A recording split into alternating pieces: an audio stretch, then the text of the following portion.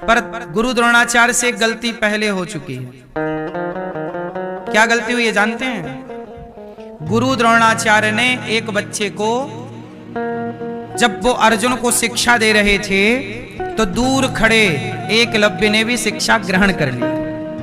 और जब ये बात गुरु द्रोणाचार्य को पता चली कि इसने तो धनुर्विद्या सीख ली और मेरे अर्जुन से भी ज्यादा बड़ा धनुर्धर बन गया, क्योंकि कुत्ता भौंक रहा था तो कुत्ते के मुंह पे बाण मार दिए एकलव्य ने, उसके खरोंच नहीं आई और वो चुपचाप चला गया। ये दृश्य जब देखा गुरु द्रोणाचार्य ने, समझ गए कि ये सामान्य धनुर्धर नहीं है। एकलव्य चरणों में गिरे, कहा तेरे गुरु कौन है? एकलव्य ने कहा गुरु जी आप मेरे गुरु हैं। आपने मुझे डायरेक्ट तो ज्ञान दिया नहीं, पर मैंने दूर खड़े होके आपके ज्ञान को ग्रहण किया और दूर से आपकी विद्या सीख ली। सोचो कितना मेधावी छात्र था कि दूर से सीख लिया। बोलो हाँ। लेकिन गुरु द्रोणाचार्य ने क्या किया? कहा कि चल एक काम कर, तू अपना अंगूठा दे दे। अब मुझे एक बात बताइए कि क्या ये गुरु का धर्म है कि वो अपने शिष्य से अंगूठा इसलिए मांग ले कि तू मेरे सिखाए अर्जुन शिष्य से आगे ना निकल जाए? बोलो, क्या ये गुरु द्रोणाचार्य का धर्म था कि अपने शिष्य से अंगूठा मांग के उसको अपाहिज कर देना? गलत था ना? गुरु का धर्म ये नहीं है। गुरु को प्रसन्न होना चाहिए अपने हर शिष्य से। गुरु भेदभाव करेगा तो दुनिया क्या करेगी? इसलिए गुरु द्रोणाचार्य जिस पद पर हैं वहां रहकर उन्होंने घोर अपराध कर दिया, और जब अपराध किया तो गुरु द्रोणाचार्य को उसकी सजा मिली। क्या सजा मिली? धोखे से एकलव्य का अंगूठा मांगा तो धोखे से इनकी भी गर्दन कट गई। महाभारत में भगवान कृष्ण ने एक झूठ फैला दिया। अच्छा एक बात बताओ, झूठ बोलना पाप है कि पुण्य है? मैया, ओ मैया, पीछे वाली मैया, सो तो नहीं गई मेरी मां?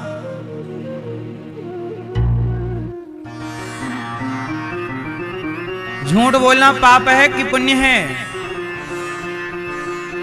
पाप है ना?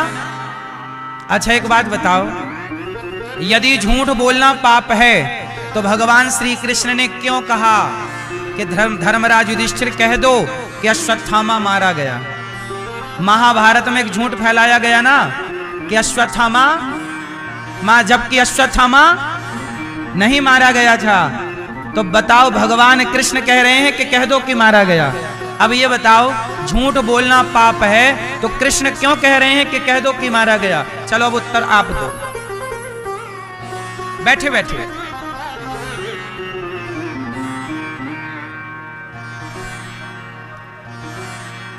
हाँ, क्योंकि उस समय गुरु द्रोणाचार्य निर्दोष सेना को मार रहे थे।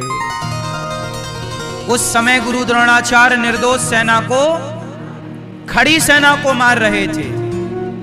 सेना कैसे युद्ध करती है? आधी सेना युद्ध करती है, आधी रेस्ट करती है। और जब आधी थक जाती है तो वो जाके रेस्ट करने लगती है, और जो खड़ी थी अब वो युद्ध करे। दो भागों में युद्ध। बात समझ में आई? आधी सेना रेस्ट करेगी, आधी युद्ध करेगी। और युद्ध करने वाली थक जाएगी तो रेस्ट करने लग जाएगी, और रेस्ट वाली जाके, ऐसे युद्ध होते थे, आज भी ऐसे ही होता। सारे लोग एक साथ थोड़ी लड़ सकते हैं, क्रम बाई क्रम। तो जो खड़ी सेना थी, जो रेस्ट कर रहे थे, रेस्ट वाले शिविरों में गुरु द्रोणाचार्य अंधाधुंध फायरिंग कर रहे थे, अर्थात बाण चला रहे थे। भगवान बोले कि ये तो मार डालेंगे सब सेना को। भगवान बोले कि ये तो हजारों सेना मार डालेंगे। यदि मेरे झूठ बोलने से निर्दोष सेना बच रही हो तो वहां झूठ बोल देना चाहिए जहां आपके झूठ से औरों के प्राणों की रक्षा हो रही हो। इसलिए भगवान ने वहां कहा कि कह दो अश्वत्थामा। लेकिन धर्मराज बोले मैं नहीं बोलूंगा। क्यों नहीं बोलोगे? बोले मैं झूठ नहीं बोलता। देखो भगवान की बात नहीं मान रहे, नहीं बोलूंगा। कोई बात? अच्छा ऐसा है, भीम भैया को बुलाओ। यहाँ ये अश्वत्थामा नाम का एक हाथी था, बोले इसको मार देते। और आप बोल देना कि अश्वत्थामा मारा गया, क्योंकि हाथी तो मारा ही गया जिसका नाम अश्वत्थामा, मार दिया। अब हवा फैलाई कि अश्वत्थामा मारा गया महाभारत में, तो गुरु द्रोणाचार्य ने सुना मारा गया, तो धर्मराज से पूछा क्यों धर्मराज तुम बताओ। देखो गुरु द्रोणाचार्य को अपने शत्रु पक्ष पर धर्मराज पर कितना भरोसा था।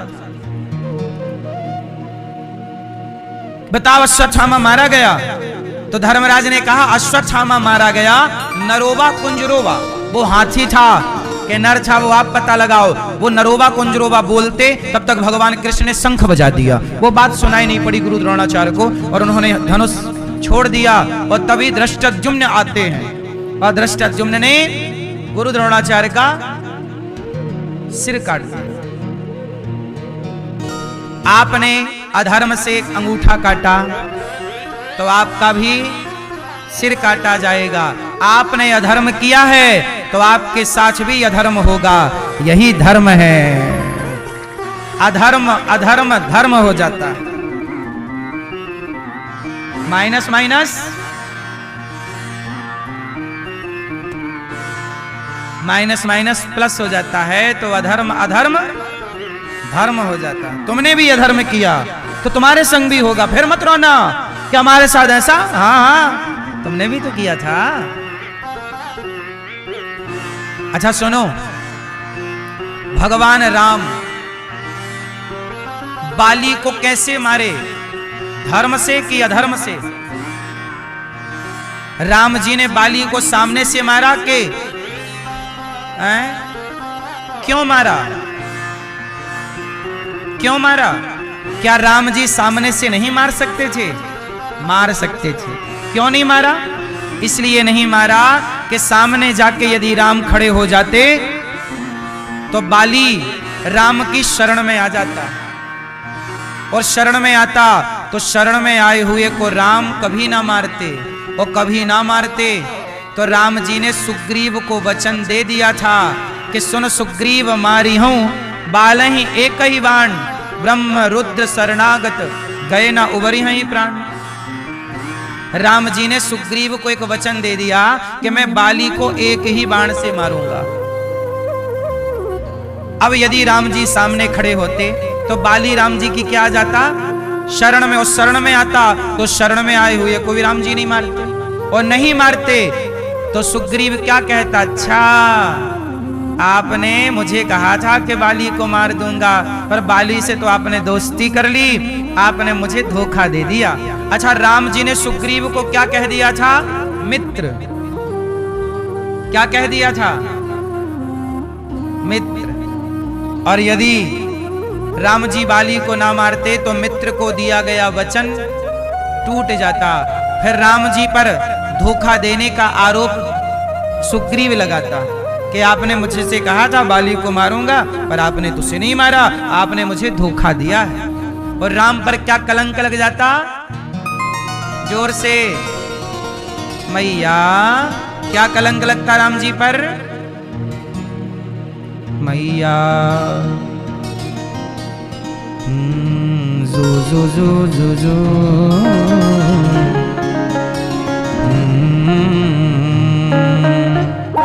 सो जा मेरी मैया प्यारी, सो जा मेरी मैया,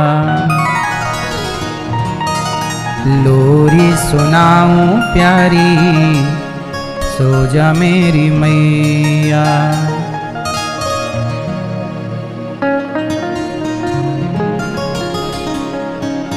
नींद आए तो बताना, हम लोरी सुना देंगे आपको, इतनी बड़ी।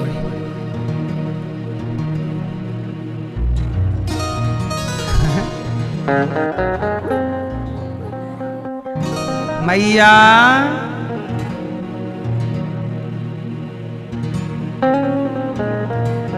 भगवान दुर्योधन बाली खड़ा है और पीछे से राम जी ने बाण चलाया। दूर, पीछे से नहीं, पेड़ की ओट में नीचे खड़े हैं, दूर से राम जी ने बाण मारा।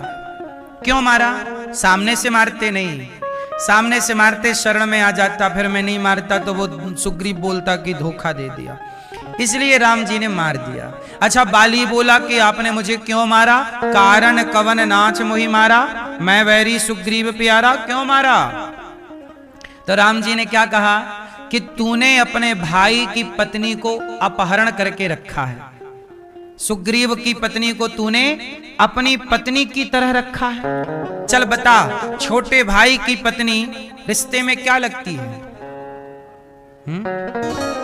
छोटे भाई की पत्नी आपके रिश्ते में क्या लगी? बड़ा भाई, बड़ा भाई, बड़ा भाई छोटे भाई की पत्नी को क्या मानता है?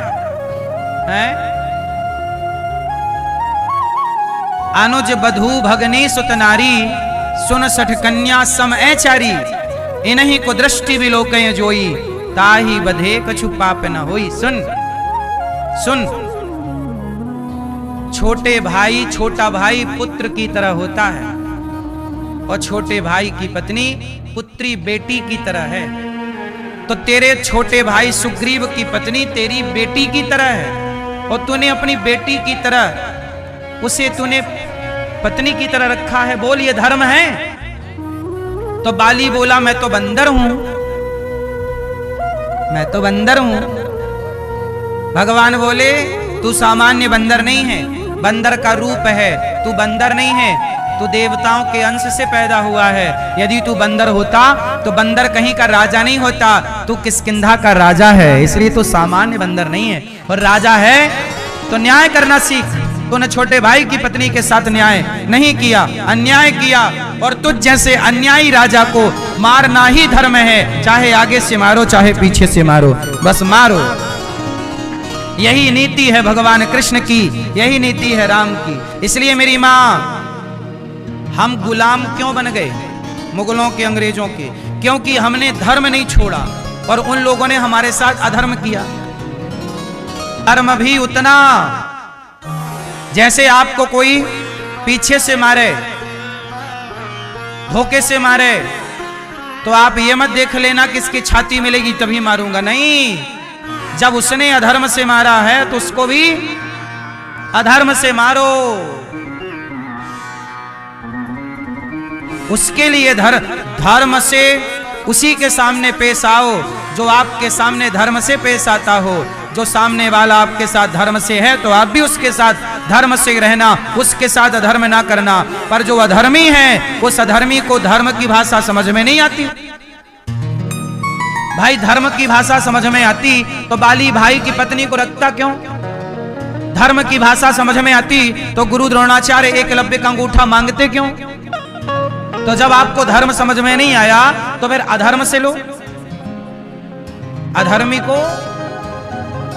इसलिए कहां धर्म करना है, कितना धर्म करना है, कहां अधर्म करना है, कितना धर्म करना है, यह भी ज्ञान है। बात समझ में आई? सुनो, जब लाक्षागृह में पांडवों को बंद किया और आग लगाई दुर्योधन ने, और पांचों पांडव जिंदा जल के मर जाएंगे, ऐसी योजना बनाई कौरवों ने। तब चुपके से विदुर जी ने गुफा बनवा दी। इनके भागने का क्या बनवा दिया? रास्ता, कि यहां जब आग लगे तो निकल आना। तो वहां पर धर्म से कुछ दिख रहा है, कुछ गुफा बना दी। तो कहां छल, कहां कपट, कहां धर्म, कहां अधर्म? बोलो हाँ। साम दाम दंड भेद, यही नीतियां हैं। कब किसके साथ साम? अब राम जी समुद्र से कह रहे हैं भैया मान जा, रास्ता दे दे, नहीं माना तो उठाया धनुष के नहीं। बिनय न मानत जलधि जड़ गए 3 दिन बीत, बोले राम सकोप तब भय बिनु होए न प्रीत। जब प्यार से नहीं माना समुद्र तो क्रोध किया कि नहीं? फिर रावण पकड़ के, रावण की सेना पकड़ के ले गई हनुमान जी को। रावण बोला हनुमान जी से, क्यों बंदर, तूने हमारे लोगों को क्यों मारा? हनुमान जी बोले, सुन रावण, मैंने नहीं मारा। तो किसने मारा? हनुमान जी बोले, जिन मोही मारा ते मैं मारे, जिन्होंने मुझे मारा मैंने उनको मारा। तो क्या हम पिटते रहें? इसलिए साहब हिंदुओं, पिटने वाला धर्म ना अपनाना। जब आपको कोई मारे तो आप भी तैयार रहिएगा। ये नीति किसकी है? हनुमान जी की। हनुमान जी की पूजा करते हो तो हनुमान जी की नीति पे चलोगे कि नहीं?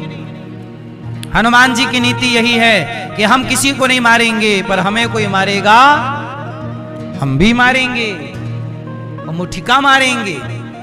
एक मुठिका मारा हनुमान जी ने, मुठिका एक महाकपि हनि रुधिर बमत धरनी ठनमनी। क्यों? अब कुछ लोग क्या कहे, यार तुम भक्ति कर रहे हो, अब बताओ मारने की बात कर रही है, काहे की भक्ति है? तो भक्ति तुम किसकी कर रहे हो? राम की, भगवान की। वो राम खुद धनुष लेके चल रहे हैं। बोलो हाँ, वो हमारे कन्हैया खुद चक्र लेके चल रहे हैं। फिर बिना चक्र के कृष्ण का गुजारा नहीं हुआ, बिना गांडीव के राम का गुजारा नहीं हुआ, बिना तलवार के झांसी की रानी का गुजारा नहीं हुआ, बिना तलवार के छत्रपति शिवाजी का गुजारा नहीं हुआ, बिना तलवार के महाराणा प्रताप का गुजारा नहीं हुआ, फिर बिना तलवार के रानी दुर्गावती का गुजारा नहीं हुआ। फिर धर्म पे चलना चाहिए। द्रौपदी के 5 बेटों को अश्वत्थामा ने पकड़ लिया, और जब पकड़ा मार डाला, गर्दन 5 की काट दी। अर्जुन ने पकड़ा, चरणों में लाके गुरु द्रोणाचार्य के बेटा अश्वत्थामा को रखा। अश्वत्थामा ने ब्रह्मास्त्र चलाया। तब अर्जुन शरण में भगवान से जाकर बोले, कृष्ण कृष्ण महाबाहो भक्तानाम भयंकरा, त्वमेको दह्यमानामपवर्गोऽसि संस्रते।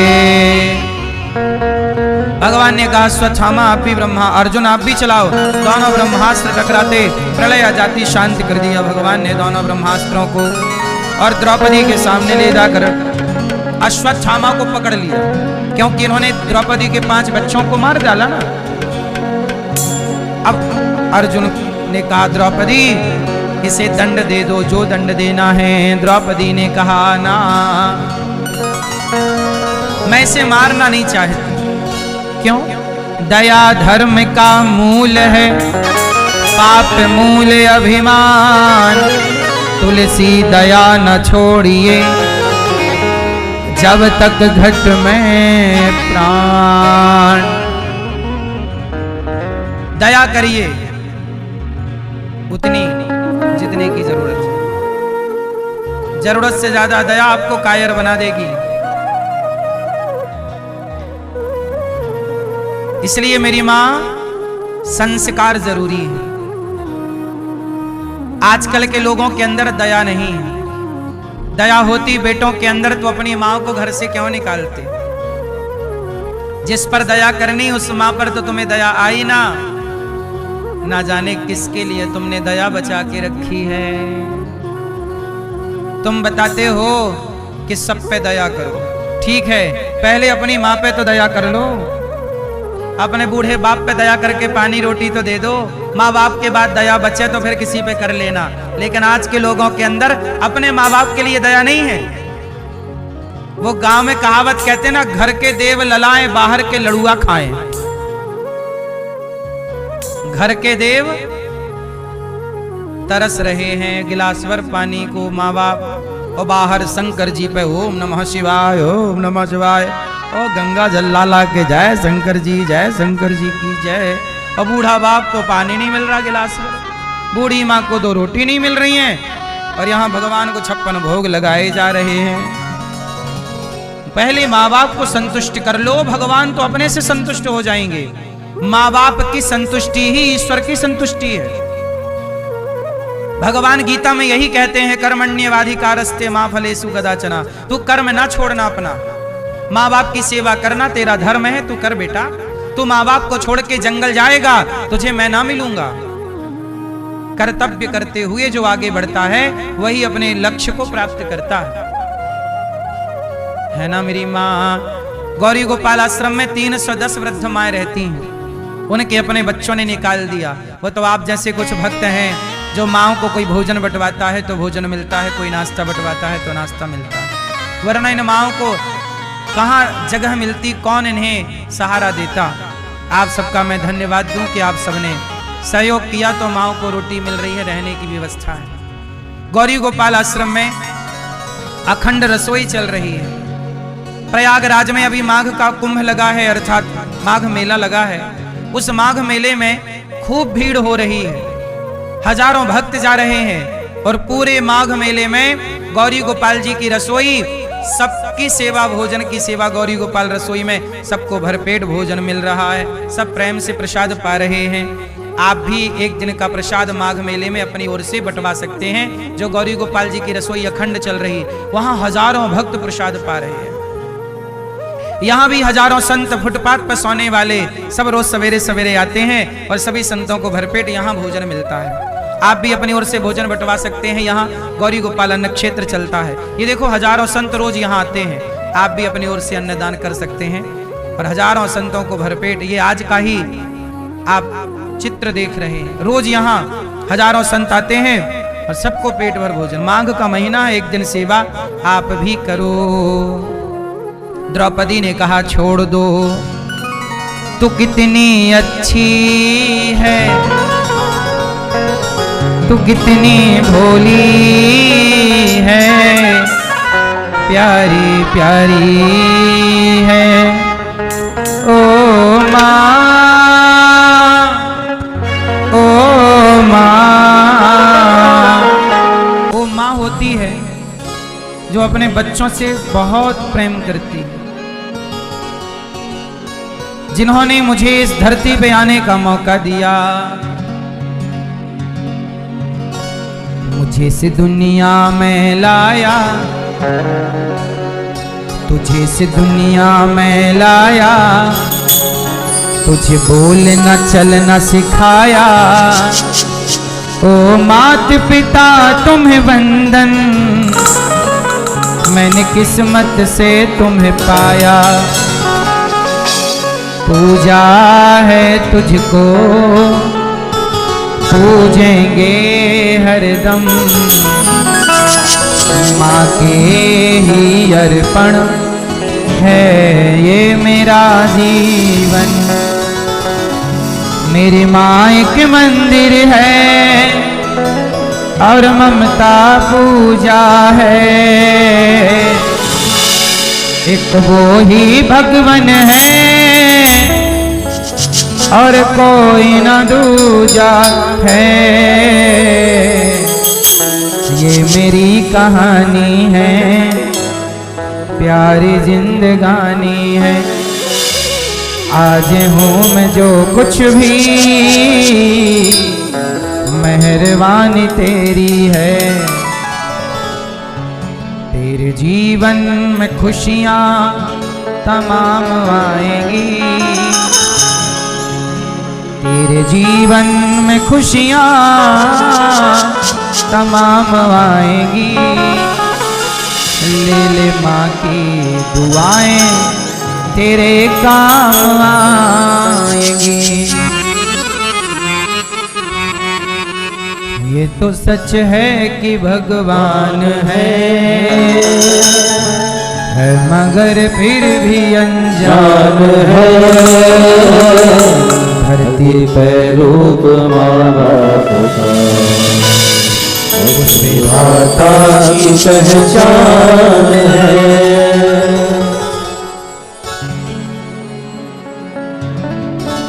तो ये माँ और भगवान ये दोनों पर्यायवाची हैं, इसलिए मेरी माँ कभी माँ से और भगवान से अंतर ना समझिएगा। कहते हैं पिता का ऋण कभी चुकाया नहीं जा सकता, फिर भी शायद चुकाया जाए। शायद कोई बेटा अपने बाप का ऋण चुका दे, कोई बेटा शायद अपने बाप का ऋण चुका दे, पर धरती पर कोई भी बेटा अपनी माँ का ऋण नहीं चुका सकता। बाप का शायद चुक जाए, चुकेगा नहीं, फिर भी शायद बाप का चुक जाए, पर माँ का तो किसी भी हाल में आप ऋण नहीं चुका सकते। हाँ तेरी उंगली पकड़ के चला, ममता के चल मैं पला, ओ मेरी माँ मैं तेरा लाडला, मैं तेरा लाडला। बन के तेरा साया मैं तुझको थाम लूं, उठ के पहले प्रभु से मैं तेरा नाम लूं। बन के तेरा साया मैं तुझको थाम लूं, उठ के पहले प्रभु से मैं तेरा नाम लूं। रखूं तुझे पलकों तले पूजा करूं तेरी, तेरे सिवा तू ही बता क्या जिंदगी मेरी। मैं तो तेरे सपनों के रंग में ढला, तेरी उंगली पकड़ के चला। ममता के आंचल में पला, माँ ओ मेरी माँ मेरा लाडला, तेरा लाडला। आज स्वामी विवेकानंद जी की जयंती, आज स्वामी विवेकानंद जी के विचारों को याद किया जाता है। लेकिन आज स्वामी विवेकानंद जी को याद तो करिए, पर स्वामी विवेकानंद जैसा बेटा इस धरती को देने वाली उस माँ को भी याद करिए जिसने ऐसा पुत्र दिया। इसलिए कितना भी महान कोई क्यों ना हो, स्वामी विवेकानंद जी ने युवा पीढ़ी से कहा था, चलो तब तक चलो जब तक अपने लक्ष्य की प्राप्ति ना करो। उठो, चलते रहो, लक्ष्य को पाओ। और मेरी माँ, मुझे लगता है कि संसार का सबसे पहला गुरु यदि मेरा कोई है तो सच बताओ, माँ ने आपको सिखाया है कि नहीं कुछ? क्यों? चलना तेरी उंगली, चलना सिखाया है। माँ तो केवल माँ नहीं है, माँ गुरु है। माँ क्या है? गुरु। गुरुर् ब्रह्मा गुरुर्विष्णु गुरुर्देवो महेश्वरः, गुरु साक्षात् परब्रह्म तस्मै श्री गुरुवे नमः। माँ पहला गुरु कौन? इसलिए अपनी माँ को केवल माँ ना कहा करो, वो आपकी गुरु है। गुरु भी वही है। अपने अपने माँओं की सेवा करना, किसी माँ को घर से निकाल ना देना।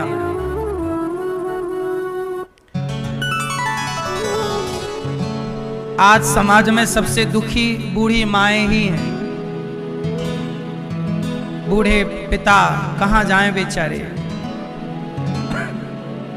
आज एक माँ मेरे पास आई, दो बेटे जिनकी बात मैंने बताई कि बेटे जमीन जायदाद के लिए लड़ रहे हैं। माँ मेरे पास आई, बोली महाराज यदि मैं यहाँ आऊँगी तो मुझे रख लोगे ना?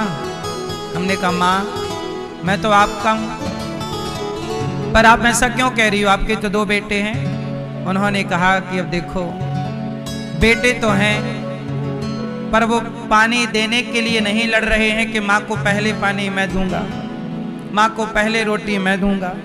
वो मुझे रोटी पानी देने के लिए नहीं लड़ रहे हैं, वो जमीन जायदाद के लिए लड़ रहे हैं।